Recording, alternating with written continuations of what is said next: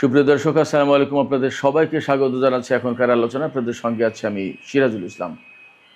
দর্শক, মার্কিন president Donald Trump বলেছেন ইরানের উপর আর হামলা নয়, তার উপরে অর্থনৈতিক চাপ সৃষ্টি করতে হবে। এপাশে মার্কিন প্রভাবশালী senator Chris Murphy, Democratic senator, তিনি বলেছেন যুদ্ধ এখনই বন্ধ করা উচিত, তা না হলে প্রতিদিন ইরান শক্তিশালী হচ্ছে আর আমেরিকা দুর্বল হচ্ছে। আসলে পরিস্থিতি কোথায় গেছে, ডোনাল্ড ট্রাম্প এবং ক্রিস মার্ফির এই কথা থেকে হয়তো কিছু বোঝা যায়। এর ভেতরে ভিন্ন কাহিনী আছে। তেলের দাম কিন্তু আবার বেড়েছে। মার্কিন স্টক এক্সচেঞ্জে অর্থাৎ শেয়ার মার্কেটে উদ্বেগ বেড়েছে। কেন? হরমুজ প্রণালী খোলা নিয়ে। হরমুজ প্রণালী খোলা নিয়ে কী হয়েছে? ইরানের পক্ষ থেকে অন্তত 6টি শর্ত দিয়েছে, সেই 6টি শর্ত মানলেই তবে হরমুজ প্রণালী খোলা হবে। সেই 6টি শর্ত মানা মানে আমেরিকাকে সরাসরি আত্মসমর্পণ করা। এপাশে ইরানের জাতীয় নিরাপত্তা পরিষদে বড় রকমের একটা পরিবর্তন হয়েছে। মহসিন রেজাইকে জাতীয় নিরাপত্তা পরিষদের সচিব করা হয়েছে এবং জাতীয় নিরাপত্তা পরিষদের যিনি সচিব ছিলেন মোহাম্মদ বাকের জুলকাদর, তাকে সর্বোচ্চ নেতা আয়াতুল্লাহ মোস্তফা খামেনির রাজনৈতিক উপদেষ্টা করা হয়েছে। দর্শক, এই বিষয়গুলো নিয়ে এখনকার ভিডিওতে আলোচনা করব। আপনাদেরকে দেখানোর চেষ্টা করব যে আমেরিকা ইরান যুদ্ধ করতে এসে কিভাবে বড় রকমের সংকটে পড়ে গেছে এবং এই সংকট থেকে তারা যে মুক্তির পথ খুঁজছে, সেই পথটাও ঠিকমতো তারা খুঁজতে পারছে না এবং তারা সঠিক পথে যাচ্ছে না ভুল পথে যাচ্ছে। আমি আপনাদের কাছে এই বিষয়গুলো তুলে ধরার চেষ্টা করব। সুপ্রিয় দর্শক, আশা করি ভিডিও ভালো লাগবে এবং আপনারা শেষ পর্যন্ত সঙ্গে থাকবেন। আর ভিডিও যদি ভালো লাগে তাহলে লাইক, কমেন্ট, শেয়ার করবেন এবং চ্যানেলটি সাবস্ক্রাইব করে সাথেই থাকবেন প্লিজ। দর্শক, চলুন আমরা বিস্তারিত আলোচনায় চলে যাই। পরিস্থিতি আসলে কি হচ্ছে একদম খুঁটিনাটি বোঝার চেষ্টা করি। মার্কিন প্রেসিডেন্ট ডোনাল্ড ট্রাম্প তিনি বলেছেন যে এখন ইরানের উপর আর হামলা করা হবে না, হামলা দরকার নেই, বরং ইরানের উপরে প্রচণ্ডভাবে অর্থনৈতিক চাপ সৃষ্টি করা দরকার। তাতেই ইরান কাবু হবে, দুর্বল হবে এবং তারা আলোচনায় আসতে বাধ্য হবে। এই জন্য কী করতে হবে? এই জন্যই ইরানের উপরে প্রচণ্ডভাবে নিষেধাজ্ঞা আরোপ করতে হবে এবং হরমুজ প্রণালীতে যে নৌ অবরোধ, ব্লকেট যেটা সৃষ্টি করে রেখেছে, এই ব্লকেটটা অব্যাহত রাখতে হবে। ডোনাল্ড ট্রাম্পের থিওরি। একথা কোথায় বলছেন? একথা তিনি বলেছেন মার্কিন প্রভাবশালী গণমাধ্যম আজকাল খুব চলে এইরকম একটা গণমাধ্যম এক্সিওস, প্রায় মাঝে মাঝে আমার আলোচনা আসে। এছাড়া আমেরিকার রাজনীতি নিয়ে যে সমস্ত খুঁটিনাটি খুব ভেতরের তথ্য তুলে ধরে এইরকম একটা গণমাধ্যম হচ্ছে এক্সিওস। এই এক্সিওসকে ইন্টারভিউ দিয়েছেন গতকাল ট্রাম্প। সেই ইন্টারভিউতে তিনি বলেছেন ইরানের উপরে অর্থনৈতিক চাপ সৃষ্টি করতে হবে। এখন এই জায়গার কতগুলো বিশ্লেষণ প্রয়োজন। আমেরিকা কি আসলে ইরানের উপর অর্থনৈতিক চাপ সৃষ্টি করতে পারছে বা আরও কিভাবে পারবে, কতটা সফল হবে?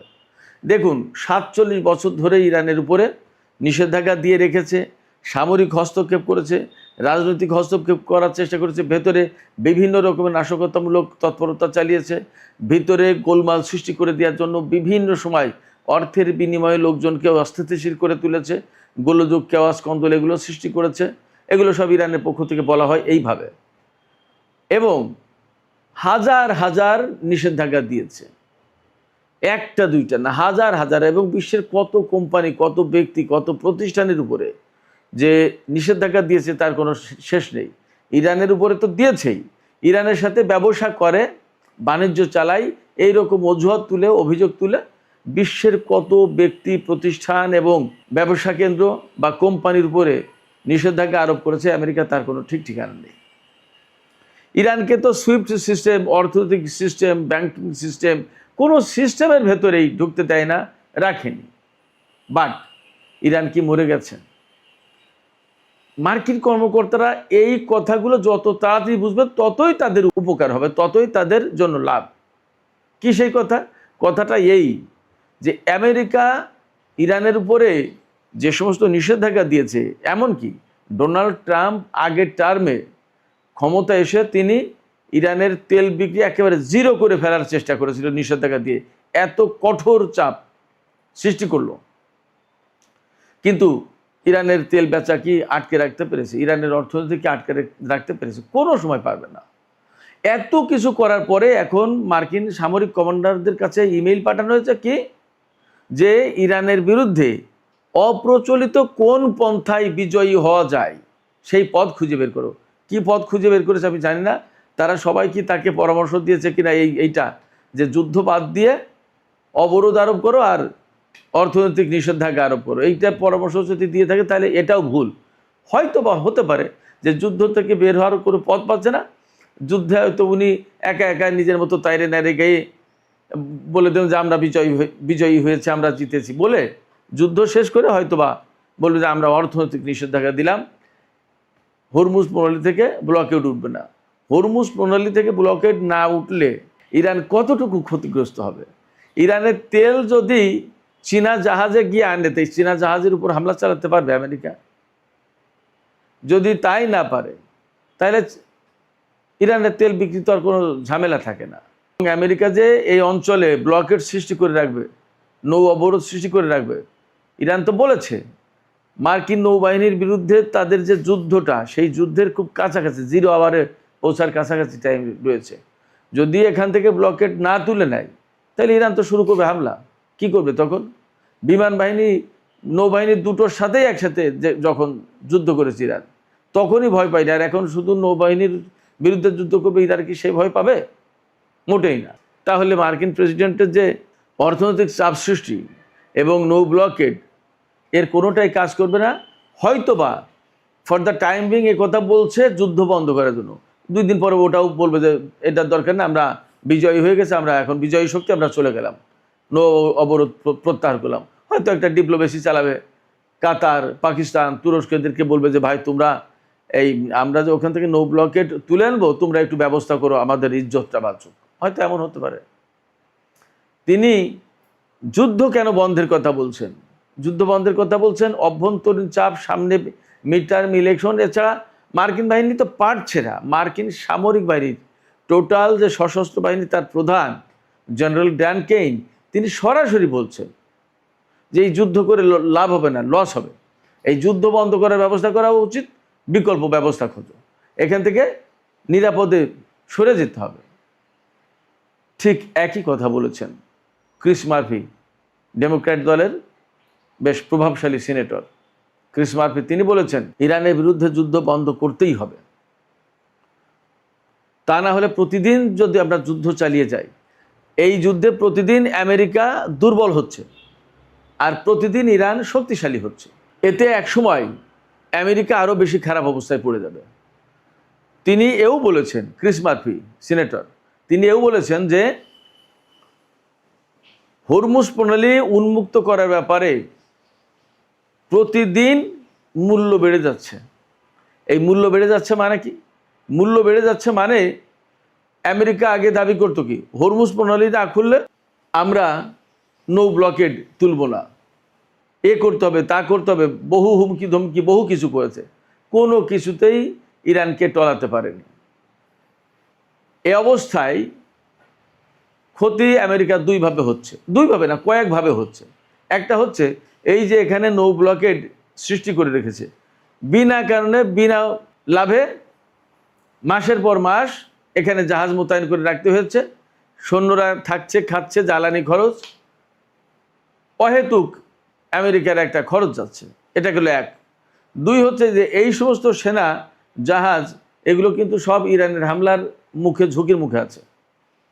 3 হলো এই সমস্ত জাহাজের যে সমস্ত সেনা আছে, দীর্ঘদিন এখানে বসে থাকতে থাকতে তারা মানসিকভাবে অবসাদগ্রস্ত হয়ে পড়ছে, ক্লান্ত হয়ে পড়ছে, তাদের মনোবল ভেঙে যাচ্ছে। শুধু তাই না, তারা চোখের সামনে দেখেছে বিমান বাহিনী, নৌবাহিনী ইরানকে কি করতে পেরেছে। সারা বিশ্ব থেকে অস্ত্র কুড়িয়ে এনে ইরানের বিরুদ্ধে যুদ্ধ করতে হয়েছে আমেরিকাকে এক পর্যায়ে, এবং এখন অস্ত্র ফুরিয়ে গেছে। এ কি এক কেলেঙ্কারির কথা, তা তো আপনারা শুনতেই পাচ্ছেন।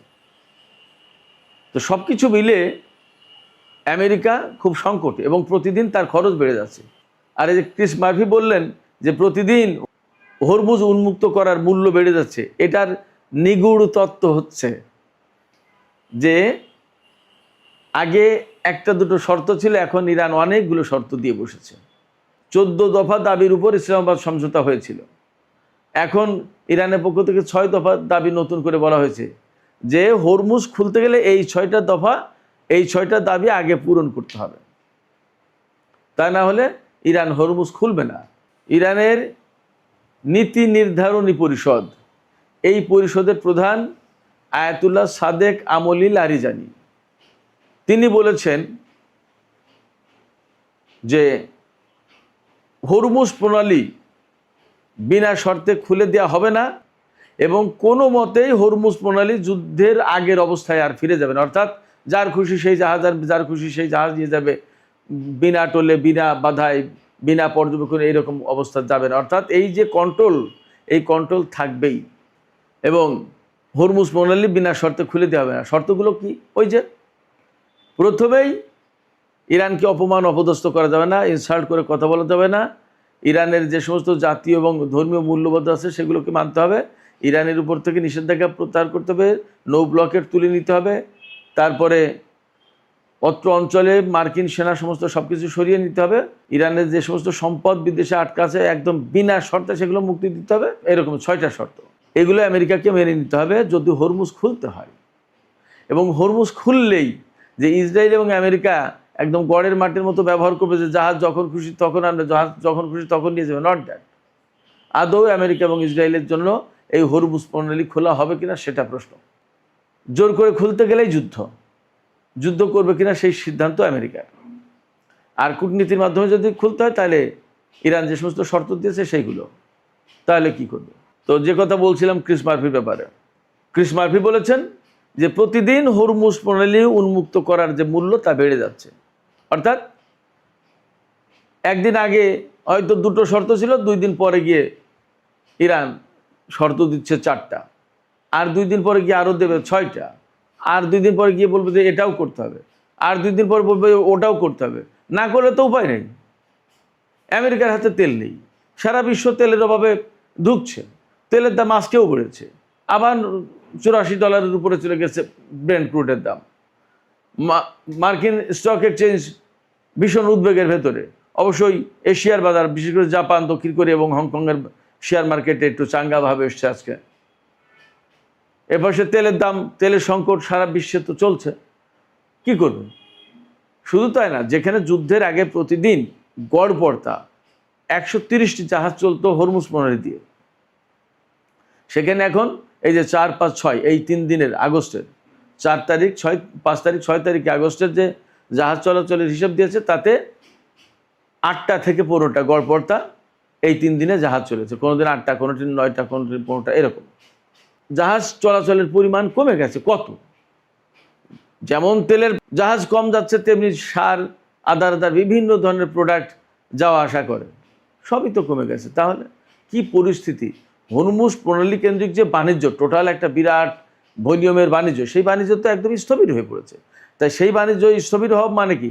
বিশ্বের বিরাট একটা অর্থনৈতিক অংশ স্থবিরতার ভিতরে পড়েছে। তার প্রভাব কি আমেরিকার উপর পড়বে না?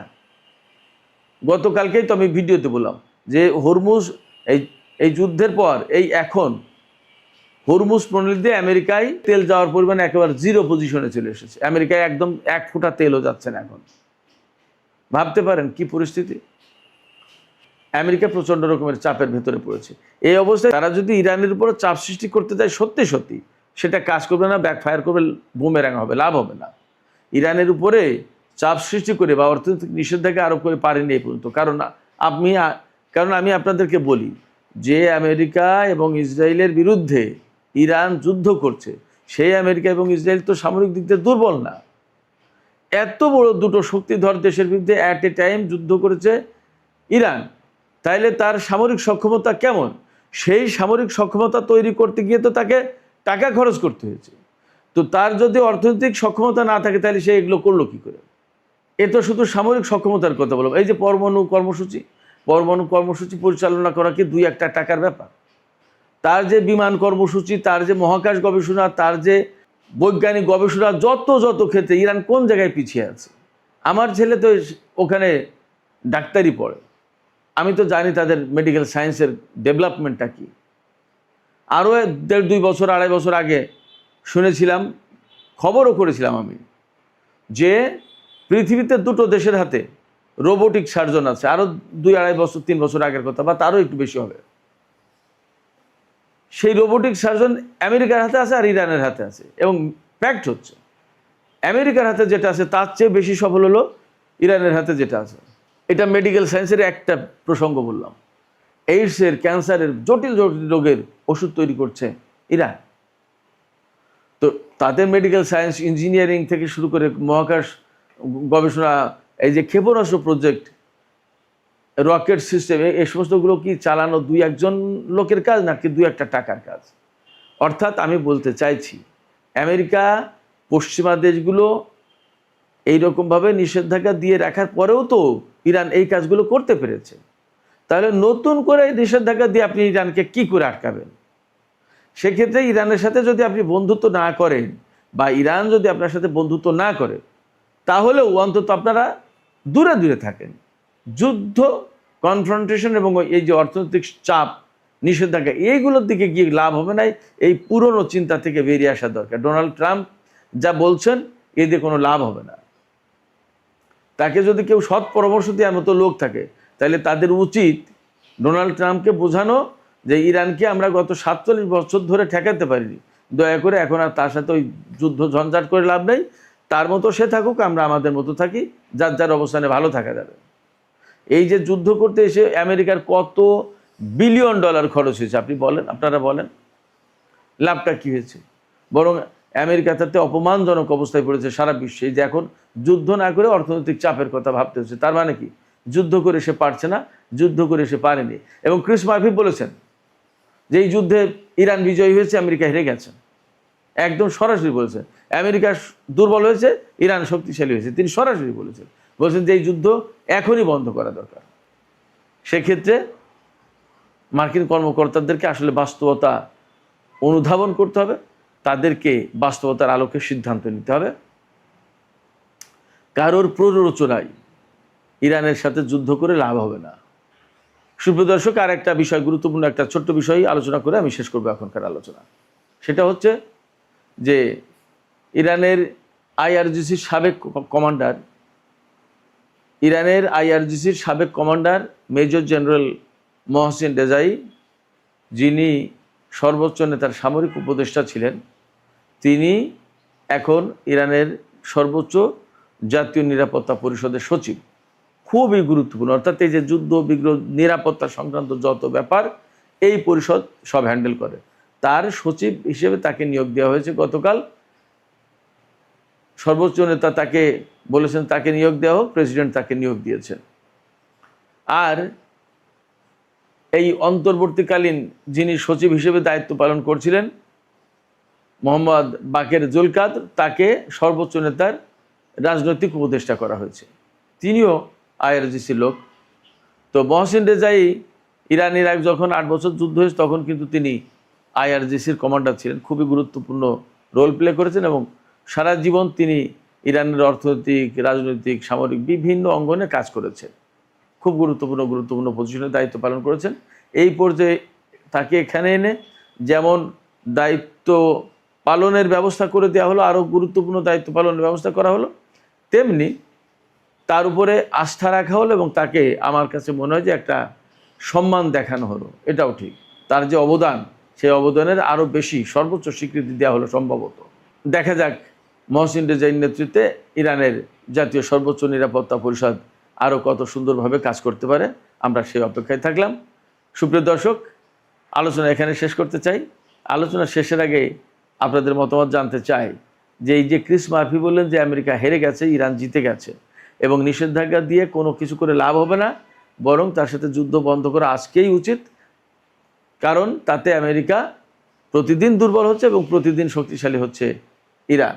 ডোনাল্ড ট্রাম্পও কিন্তু ইরানের উপর হামলা না চালানোর কথাই বলছেন। তিনি বলছেন হামলা না চালিয়ে ইরানের উপর অর্থনৈতিক চাপ সৃষ্টি করতে হবে, সেটাই কার্যকর হবে বেশি। এই যে হামলা না চালানোর কথা ডেমোক্র্যাট দল থেকে এবং রিপাবলিকান দল থেকে, ট্রাম্প রিপাবলিকান দলের, ক্রিস মার্ফি ডেমোক্র্যাট দলের, দুই পক্ষ থেকে আসলো। তার মানে কি? যুদ্ধ কি খুব শিগগিরই বন্ধ হতে যাচ্ছে? আপনাদের কি মনে হয়? সুপ্রিয় দর্শক, আপনাদের মতামত জানিয়ে লিখতে পারেন। আর ভিডিও ভালো লাগলে আবারও বলি, লাইক, কমেন্ট, শেয়ার করবেন এবং চ্যানেলটি সাবস্ক্রাইব করে সাথেই থাকবেন। দর্শক, আপনাদের সবাইকে অনেক অনেক ধন্যবাদ। আল্লাহ হাফেজ।